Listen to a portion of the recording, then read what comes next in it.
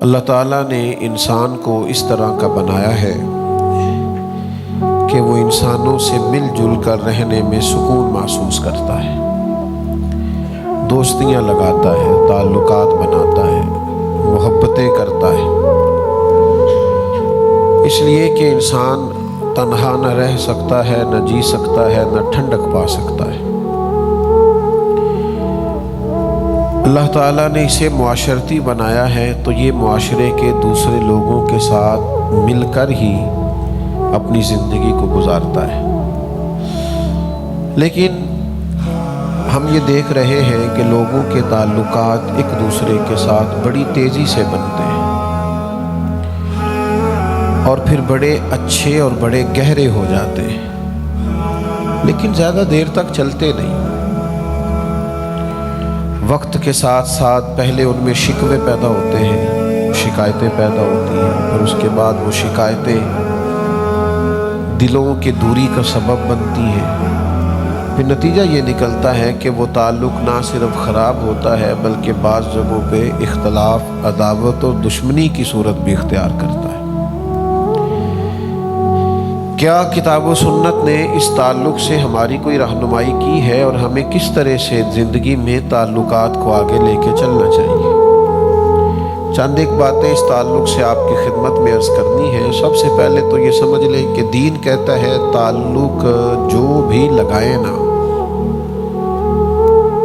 رشتہ جو بھی بنائے وہ تقوی کی بنیاد پر بنائے، محض اللہ تعالیٰ کی رضا کے لیے کسی سے دوستی رکھیں۔ یہ اتنا خوبصورت، اتنا اہم، اتنا بنیادی حل ہے کہ ساری باتیں اسی کے اندر آ جاتی ہیں۔ جب کسی سے تعلق ہی اللہ کی رضا کے لیے ہے تو پھر وہ آپ کی کوئی بات بھی نہ مانے، وہ آپ کی کسی امید پر بھی پورا نہ اترے، وہ آپ کی کسی جگہ کسی خواہش کا احترام بھی نہ کرے، تو آپ کو اس لیے تو محبت نہیں کر رہے کہ وہ آپ کی سنے، آپ کی مانے، آپ کو نفع دے، آپ تو اللہ کی رضا کے لیے محبت کر رہے ہیں، اور رضا الہی تو مومن کو ہر وقت مطلوب ہوتی ہے۔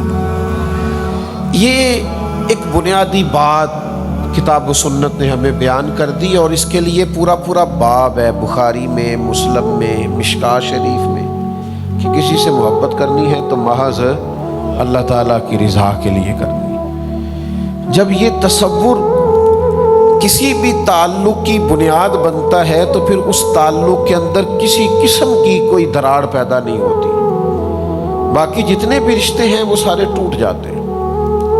آپ کے تعلقات کاروباری ہو، آپ کے تعلقات کسی مخصوص کام کے لیے کسی سے ہو، کسی خاص کاروباری شراکت داری کی بنیاد پر ہوں، وہ اپنے وقت پر جا کے کسی نہ کسی مقام پر چیزیں پرانی بھی ہوتی ہیں اور ان کے اندر نقص بھی واقع ہوتا ہے، لیکن جو تعلق تقوی کی بنیاد پر ہوتا ہے اس میں بندہ دوسرے بندے کے ساتھ ڈائریکٹ نہیں ہوتا، اس میں دو بندوں کے درمیان اللہ کی رضا موجود ہوتی ہے، تو اس کی بھی برکات اتنی ہوتی ہے کہ وہ تعلق اتنا قائم رہتا ہے، اتنا قائم رہتا ہے کہ رب فرماتا ہے دنیا میں نہیں گویا آخرت میں بھی وہ تعلق قائم رہے گا۔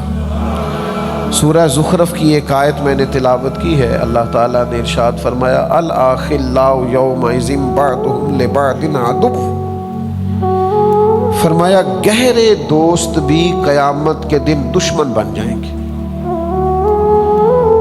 جو بڑے پختہ دوستیاں رکھنے والے لوگ تھے ان کا بھی قیامت میں ایک دوسرے کے ساتھ عداوت کا معاملہ ہو جائے گا۔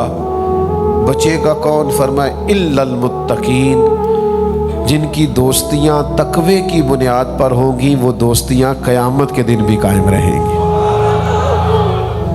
بلکہ طبرانی میں حدیث موجود ہے، نبی کریم علیہ السلام نے فرمایا جن لوگوں کے لیے اللہ اپنی بارگاہ کرم سے جنت کا فیصلہ کرے گا، وہ لوگ عرض کریں گے کہ مالک تو نے ہمارے لیے تو جنت کا فیصلہ فرما دیا، تو وہ کہاں ہیں جو ہمارے ساتھ مل کے نمازیں پڑھا کرتے ہیں؟ وہ کہاں ہیں جو ہمارے ساتھ مل کے تیری یاد کرتے تھے، ذکر کرتے تھے، دین کی خدمت کرتے تھے، حج و زیارت کرتے تھے، عبادات میں ہم مشترک تھے، تو مہربانی کر انہیں بھی بلا۔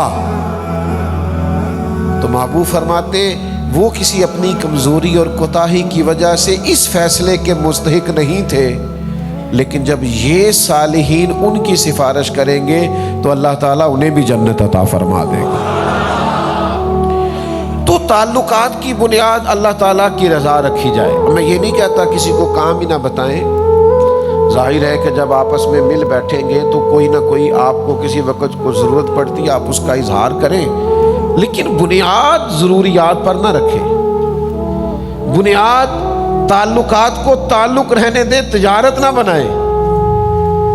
اگر آپ اس کو تجارت بنا لیں گے تو پھر یہ تعلق نہیں ہے، پھر یہ کاروبار ہے۔ جس سے بھی تعلق ہے اس سے نفع ہی لینا ہے، جس سے بھی تعلق ہے اس سے کوئی فائدہ ہی اٹھانا ہے، جس سے بھی تعلق ہے اسے کوئی کام ہی بتانا ہے، تو بھائی آپ بہت اچھے بزنس مین تو ہو سکتے ہیں لیکن بہت اچھے دوست نہیں ہیں، بہت اچھے آپ محب اور محبوب نہیں ہیں۔ آپ ایک اچھے تاجر ہیں، آپ بہترین تجارت کر رہے ہیں، آپ نے چن چن کے ان لوگوں کے کارڈ اپنے پاس رکھے ہیں جو وقت پر آپ کے کام آئیں گے، لیکن یہ ساری تجارت تو ہو رہی ہے، محبت نہیں ہو رہی۔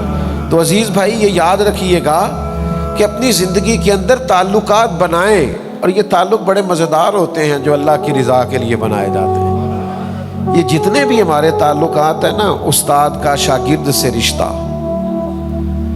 ایک کلاس فیلو کا کلاس فیلو سے رشتہ، ایک دینی بھائی کا دوسرے دینی بھائی سے تعلق، ہمارا اپنے شیخ سے رشتہ، شیخ کا اپنے مرید سے رشتہ، ان سب کی بنیاد اللہ کی رضا ہے۔ اور نبی پاک علیہ السلام نے فرمایا جو لوگ اللہ کی رضا کے لیے ایک دوسرے سے محبت کرتے رہے نا، قیامت کے دن اعلان ہوگا، قیامت کے دن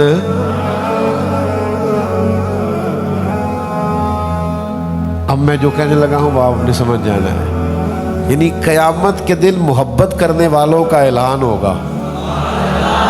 ان کی محبتیں بے شک دلوں میں رہی چھپی رہیں، لیکن محبت کرنے والوں کا قیامت کے میدان میں جہاں قومیں اکٹھی ہوں گی، محبت کرنے والوں کا اعلان ہوگا۔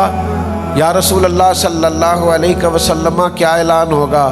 تو حضور فرماتے ہیں رب اعلان فرمائے گا میری رضا کے لیے آپس میں محبت کرنے والے کہاں ہیں؟ اللہ فرمائے گا آج میرے عرش کے سائے کے علاوہ سایہ کوئی نہیں، جو محض میری رضا کے لیے محبت کرنے والے تھے انہیں آج میں اپنے عرش کا سایہ عطا کروں۔ لیکن بنیاد کیا ہونی چاہیے؟ اللہ تعالیٰ کی رضا، اللہ تعالیٰ کی۔ امام کشیری رحمۃ اللہ علیہ فرماتے ہیں صرف یک نکاتی ایجنڈا دوستی کے درمیان آپ طے کر لیں، صرف ایک بات کہ جب بھی کسی سے تعلق بنانا ہے کوئی دنیاوی منفعت پیش نظر نہیں رکھنی، محض دین کے لیے صرف ایک بات، کسی لمبی تشریح کی ضرورت نہیں، لمبی توضیح کی ضرورت نہیں، کسی لمبی بحث میں جانے کی ضرورت نہیں، محض اللہ کی رضا۔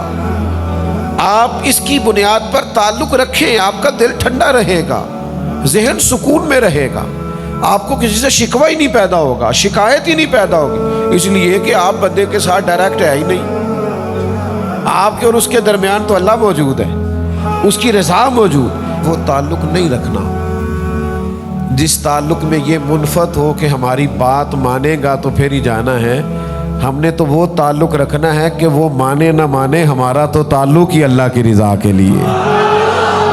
کورے ورق کتاب نہیں ہوندے تے پتھر دل گلاب نہیں ہوندے، سجنا تو پہلا ہی سوچ کے لائیں پھر یاراں نال حساب نہیں ہوندے۔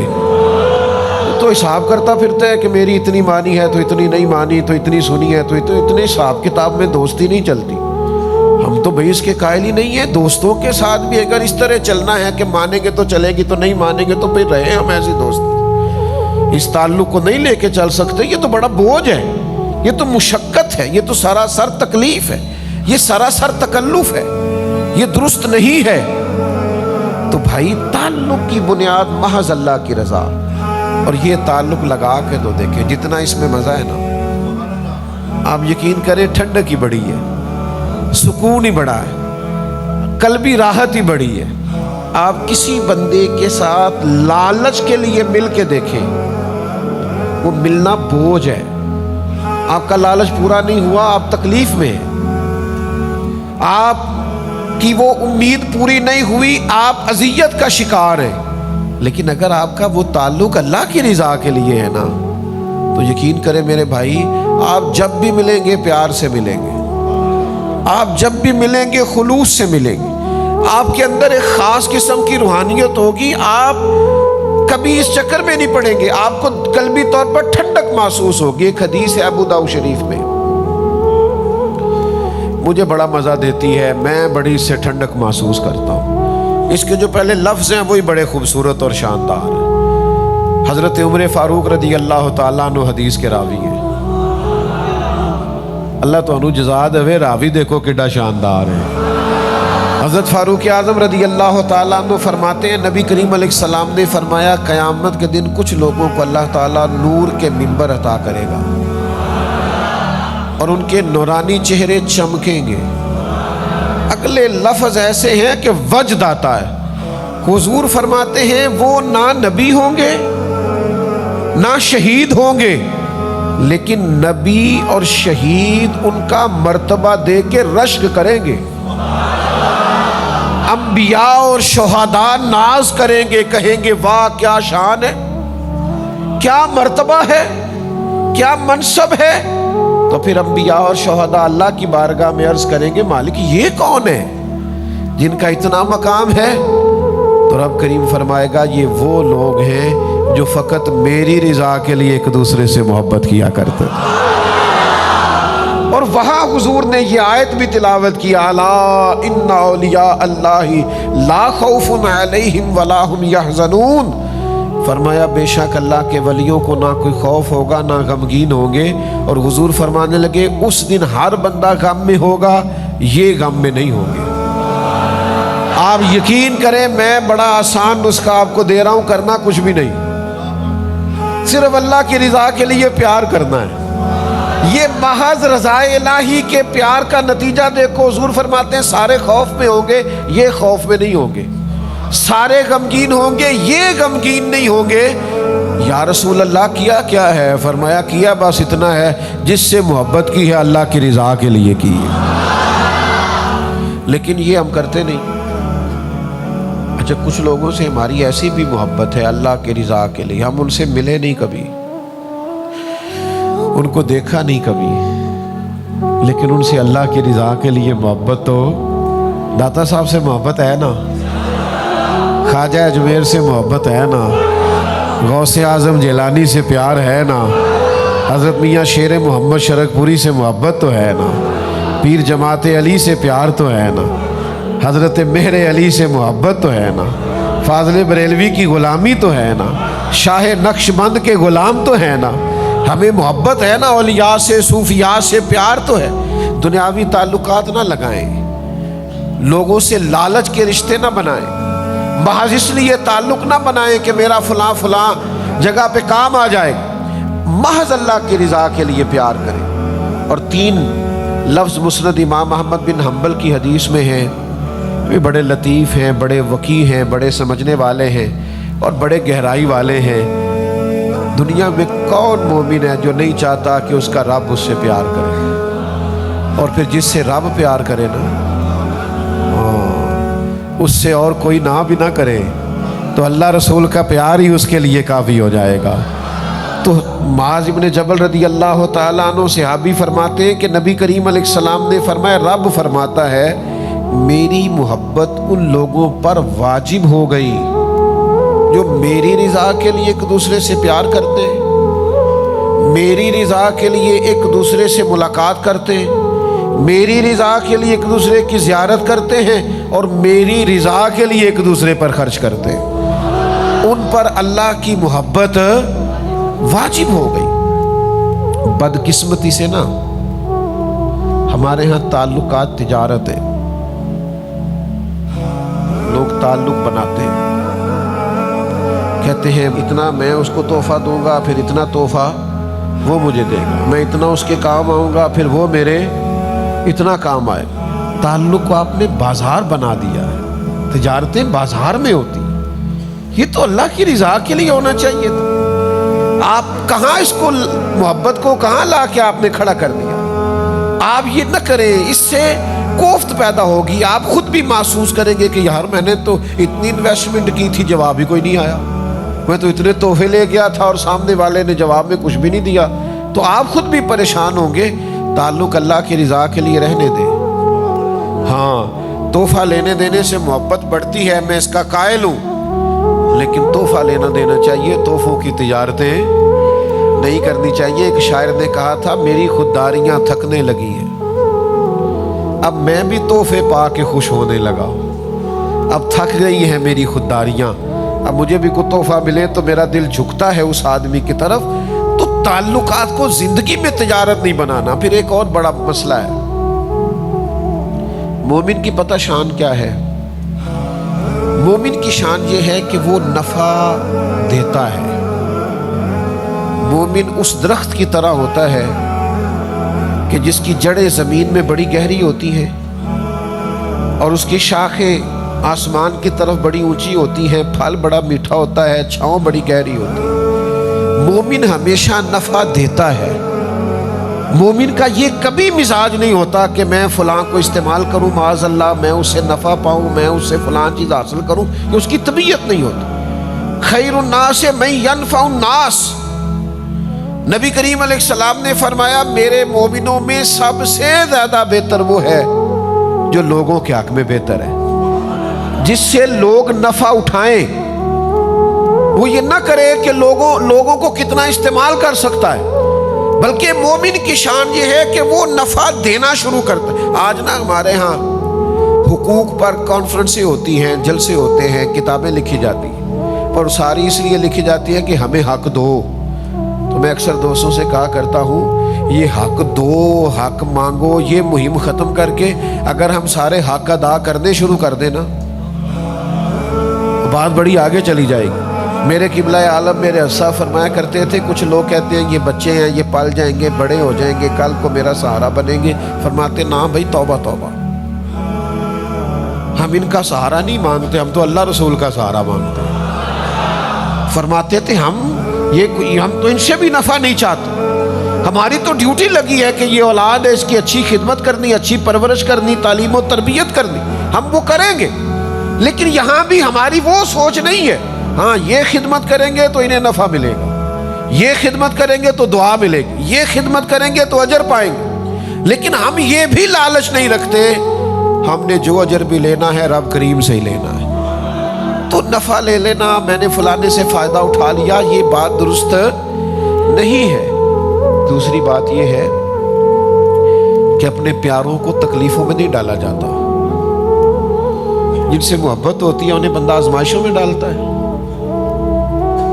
उन्हें बंदा ला के तो उस जगह खड़ा करता है जहां आग हो और उनको गरमाइश पहुंचे, उनको ला के वहां खड़ा किया जाता है जहां वो तकलीफ में आ जाए। मेरे अजीज, अगर आपका वाकई किसी से मुखलिसाना ताल्लुक है तो फिर कभी उससे कोई ऐसा मुतालबा ना करें कि वो बेचारा आजमाइश में आ जाए। प्यारों को तकलीफें नहीं दिया करते, इम्तिहान में तो ना डालें, तकलीफ तो ना दे। और बाद का तो बंदा इतना प्यारा होता है और उसके साथ दिल इतना ज्यादा लगा हुआ होता है। मैं आपको आज अपना दर्द बयान कर रहा हूं कि पूरा उसका वजूद देख के सोच में पड़ जाते हैं कि यार तुझे इनकार भी नहीं कर सकते, पर तूने कहां लाके खड़ा कर दिया। तूने मतलब ये तुझसे उम्मीद बेतहाशा थी, तूने ये क्या किया, तुझे यूं नहीं करना चाहिए।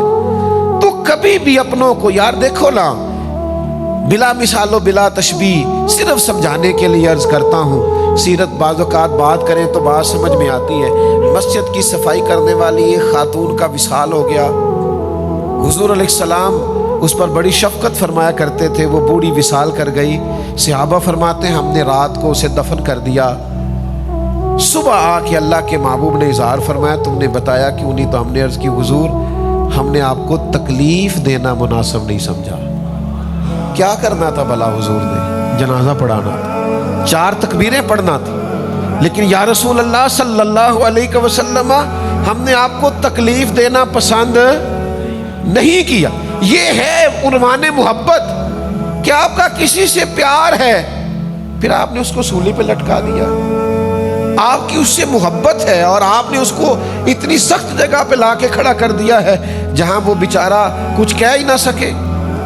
یہ انداز ہمارے ہاں یہ دیہاتی ماحول میں بعض اوقات اس طرح بھی ہوتا ہے، وہ جی میری بہن رشتہ لینے آ گئی ہے، اب وہ بہنوئی آ گیا ہے، ٹھیک ہے بچہ تھوڑا نکما بھی ہے تو کیوں قربانی دیں گے آپ بیٹی کی؟ اور پھر اس بہن کو اللہ سمجھائے کہ بھائی آپ سے پیار کرتا ہے، محبت کرتا ہے، اور آپ نے اسے اس آزمائش میں ڈال دیا ہے کہ وہ آپ کے نکمے بیٹے کو اپنی لائق بیٹی کا رشتہ دے دے۔ آپ اس قدر امتحان میں کیوں ڈالتے ہیں کسی؟ یہ انداز کبھی زندگی میں اختیار نہ کریں۔ آپ جس سے پیار کریں پھر اس کے جذبات کا احترام کریں، پھر آپ اس کی قد کاٹ کا احترام کریں۔ کوئی ایسا رویہ اختیار نہ کریں جس سے آپ جس سے محبت کرتے ہیں اسے تکلیف آئے۔ لیکن وہ ہمارا انداز بڑا انوکھا ہو گیا ہے، ذرا تھوڑا سا جی آپ نے 2 جملے کہنے آپ کو پتہ ہی نہیں۔ کسی کو 2 جملے کہنے میں انسان کو مشقت کتنی ہوتی، کسی کو 2 جملے کہنے میں تکلیف کتنی ہے، آپ کو اندازہ نہیں اس کا کہ وہ کہے گا یار میں نے دین کے نام پر اس سے 2 دفعہ ہاتھ کیا ملا لیا، یہ تو چکر میں پڑ گیا ہے۔ تو یہ انداز درست نہیں ہے۔ اپنی تعلقات محض اللہ کی رضا کے لیے پھر ایک بہت بڑی مصیبت یہ ہے کہ شکوے بڑے کرتے ہیں لوگ۔ آپ سارے دوست اگر توجہ کریں تو ایک بات کروں آپ سے، جو محبوب ہوتا ہے نا، جو پیارا ہوتا ہے اس کا شکوہ نہیں ہوتا۔ داتا گنج بخش علی حجویری فرماتے ہیں محبوب زیادتی بھی کرے تو اس پہ غصہ نہیں آتا، محبوب جو ہوا۔ اور میرے بھائی جو محبوب ہے نا، محبوب اس کا شکوہ نہیں۔ آپ محبوب ہیں اور آپ 2 لوگوں کو کھڑا کر کے کہہ رہے ہیں فلانے نے میرے ساتھ ایسا کیا حالانکہ میں بڑا پیار کرتا، تو آپ جھوٹ بول رہے ہیں۔ محبوبوں کے شکوے نہیں ہوتے، آپ کو کوئی پیار نہیں، آپ دھوکہ دے رہے ہیں۔ ایک صاحب میرے پاس ایک دفعہ کھڑے ہوئے، بڑی پرانی بات ہے، کہنے لگے ایک بات کرنی تھی حضرت، آپ سے ایک مشورہ لینا تھا۔ میں نے کہا کیا؟ کہنے لگے وہ ہمارے پیر صاحب ہیں تو یہ مسائل آگے ہیں تو یہاں نکتہ ہے تو میں اب کیا کروں؟ میں کہ پہلا تو بیعت دوبارہ کرنا، تیری پچھلی ٹوٹ گئی ہے، اس لیے کہ یہ تو عقیدت کا رشتہ ہے۔ تو اگر تو آپ نے 2 شکوے کر لیے تو معاملہ ختم ہو گیا۔ محبوباں تے نکتہ چینی کرن تو جڑا باز نہیں آਉਂدا۔ اگلی گل آزم چشتی کیتی جے دقت ہوئی تھی وہ نہ گل کرنی جے میری نہیں جے، یہ انہیں کیتی ہے مرحوم نے، تو بندہ بڑا قابل سی، چونکہ وہ آپ یہ نہ کہیں گے پیر صاحب آکھے ایسی، میں نہیں جے آکھیا، اس نے کہا ہے تو اس سے بات کر لینا، میں تو اتنے سخت لفظ بول ہی نہیں سکتا۔ اس نے کہا محبوباں تے نکتہ چینی کرن تو جڑا باز نہیں آوندا، اصل منافق جانو اس نو، اصل۔ آزم چشتی یار ایڈا ڈاٹا ہو گیا، نیرا منافق نہیں اصل منافق ہی آگ چھڑے آئی۔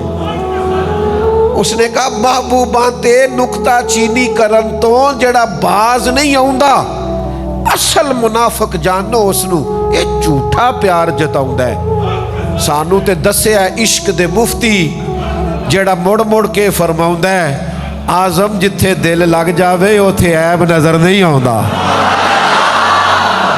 سانو تے دسے ہے عشق دے مفتی، قربان جاؤں اعظم چشتی کے انداز تکلم پر، سانو دسے ہے عشق دے مفتی، اور مفتی ایک دفعہ فتویٰ دیتے، اعظم چشتی کہندے نہیں مڑ مڑ کے فرماؤندا ہے۔ سانو دسے ہے عشق دے مفتی جڑا مڑ مڑ کے فرماؤندا ہے اعظم جتھے دل لگ جاوے اوتھے عیب نظر، تے یار دا کدے بھی گلا نہ کریے، پاواں سہک دے ہی مر جائیے، سجنا یہاں تے لائیے ہی نہ، جے لائیے تے پھر توڑ۔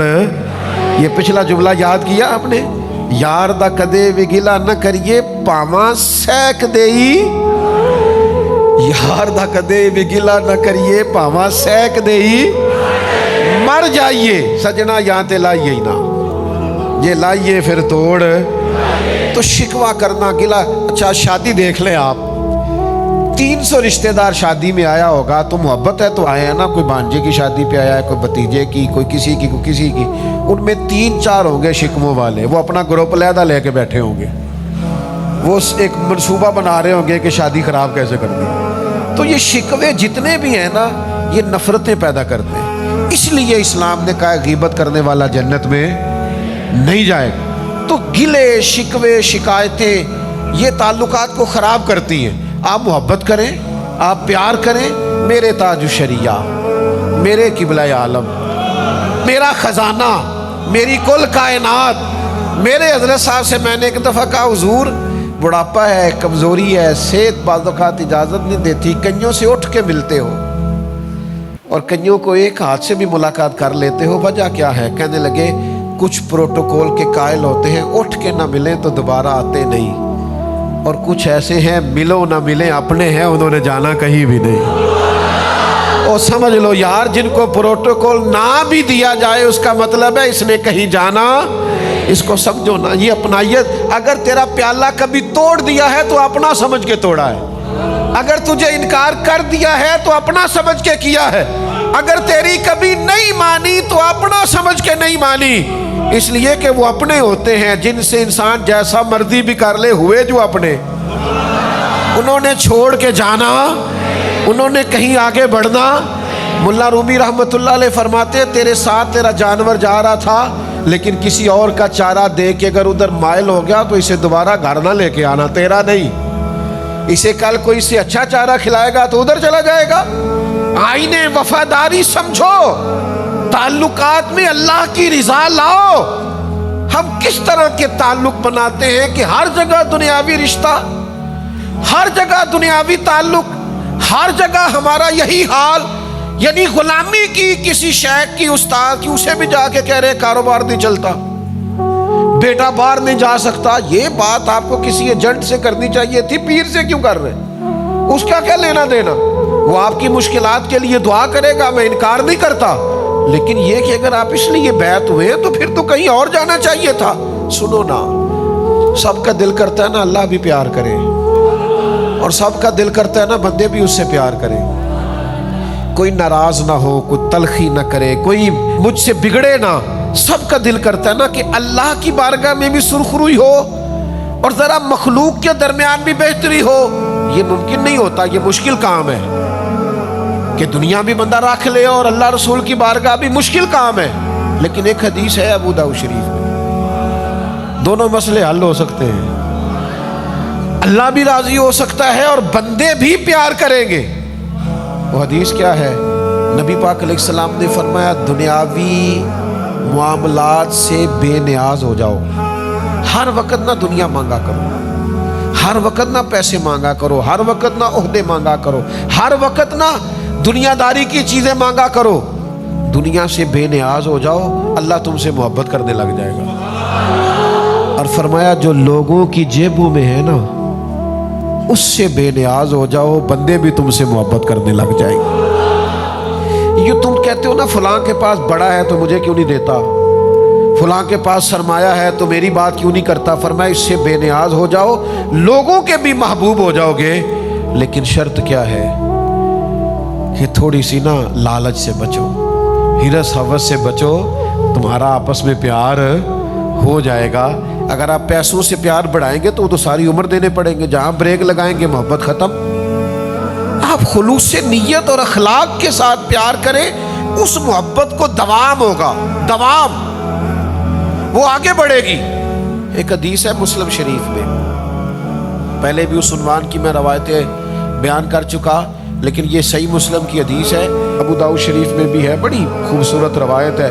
ایک دفعہ نا کچھ انصار مدینہ حضور کی بارگاہ میں آئے تھے، اور یہ بڑے خوبصورت لوگ تھے، مدینے والے، بڑے وفادار تھے، اور نبی کریم علیہ السلام بھی انصار سے بڑی محبت کرتے، مہاجرین سے بھی بڑی کرتے، پر انصار سے بھی بڑا پیار فرماتے۔ تو یہ انصار مدینہ آئے، آ کے عرض کی یا رسول اللہ صلی اللہ علیہ وسلم، ہم آپ کی خدمت میں نا ایک بہت بڑی گزارش لے کے حاضر ہوئے۔